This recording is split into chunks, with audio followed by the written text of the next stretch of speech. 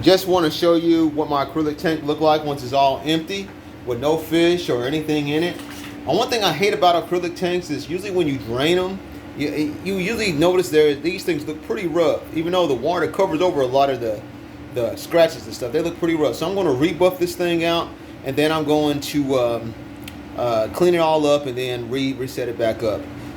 That's the only thing that I hate about acrylic tanks. They're great tanks, but I really hate all the work that you have to put into them when you drain them out. You want to make sure though when you do this, you don't have one grit of sand in there, because you got one grit of sand that can screw up everything. Another thing I hate about acrylic tanks. But other than that, I think they're pretty good tanks. Of course, in this one I did the acrylic rods.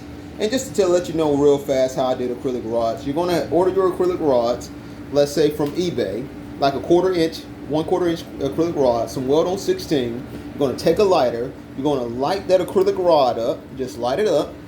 And then if you got like round corners like I do, you're going to light it up until it gets soft enough.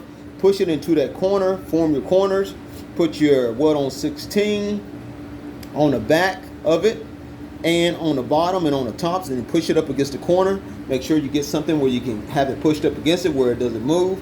Let it seal. Let it weld on to the aquarium, and you just do that all the way through the whole process here. Now I'm not gonna get into too much on how I did it because it'll be a very long video if I did that. But when you do your acrylic aquarium with acrylic rods, it strengthens your acrylic aquarium.